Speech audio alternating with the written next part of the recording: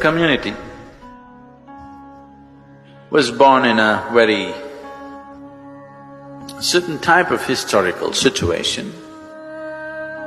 When Guru Nanak came, he did not start any particular religion. He was just a guru who gathered a large group of people around him. He did not ascribe to any particular religious tenet. He generally taught his teaching is universal. He initiated people into certain types of meditation and devotional practices. Then, after him, another 5 gurus came. The 6th one was compelled to make it into a more integrated group because this particular part of the nation, the Punjab, one half of Punjab is now in Pakistan, one half is here.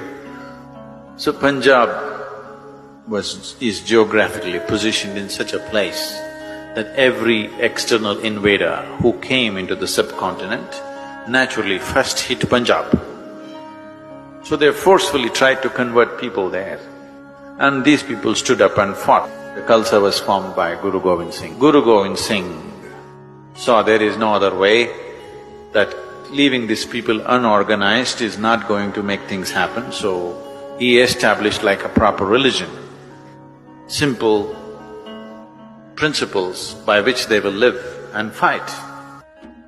He asked every man, every Sikh man should be a soldier in his own right. Even today Indian army is full of Sikh soldiers because that martial attitude is so deeply rooted in them.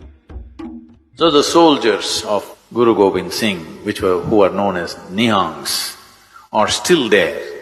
In the same way, we had the privilege of going there as guests for this particular thing, which was particularly organized for us, where the Nihangs gave a display of their martial skills. They just still live as people lived about what Guru Gobind Singh was 300 years ago. Is that? About 300 years ago, how they were. They're still armed like that, they live like that, they still ride horses and they were displaying all their skills. And old men who are like over 50 years of age, riding 2 horses, standing, 2 horses galloping at full speed, standing on the 2 horses and riding like this. People fall off and they're such wild creatures, displaying their skills with sword and bows and arrows. How Guru Gobind Singh created the army. They're still in the same mode, same kind of clothing, same kind of weapons, same kind of attitude. At that moment, it was a very, very relevant thing to do. If you look back and see why they became like that, there was sufficient reason for them to become the way they became. And the most incredible thing is the whole Sikh community and their temples and the gurudwaras have done what is called as kar seva, which is volunteering. Everything is on voluntary basis. The place is kept, though there are lack of people and so crowded, it is kept like really, really clean. Everything is pick and span. Now there are 1,000 volunteers who just come up by themselves, they're not organized. You come up today and you keep one part of the floor clean. That is your sadhana for the day. Extremely so touching and beautiful to see so many people in that level of devotion and dedication, which is really beautiful. Guru Nanak was traveling by foot, walking from village to village, offering his teachings to people. So one day he happened to be a guest in a home of a very rich man in the area. When he is leaving, he gave this man a needle, a sewing needle. He gave this needle and said, "You keep this with you. Sometime when you see me, you can give it back to me. Till then, please keep it with you." That man took it and kept it with him. Then after the Guru left, he told his wife, the wife who was little wiser than him, usually they think they are, said, "You fool, why did you take a needle from a guru? If you take something from a man like him, and suppose he's an old man and if he dies and you don't get to give back this needle, what will you do? You can't carry this needle to heaven and give it there. So you will be in debt forever and ever and ever, and you will not be able to wash off that one karma, and it may mean 1,000 lifetimes.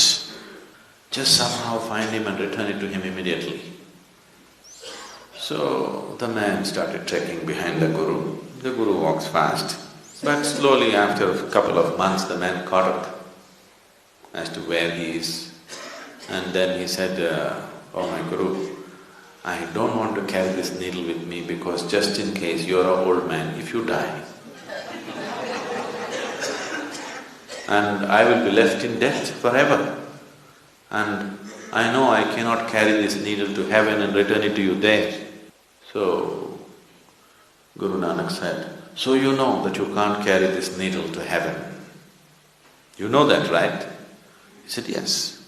"Then when you know this, that you can't carry a needle, what are all these things that you're accumulating? You will not be able to carry any of that." Then the man got the message. He fell at his feet and he went back home, sold everything that he can sell, just kept what is needed for his family, for him and his family. And the rest, because the whole society was poverty-stricken, so he went about building whatever was needed for the well-being of the people around. Spiritual process, if it has to become alive, this is not about renunciation. This is just about living sensibly.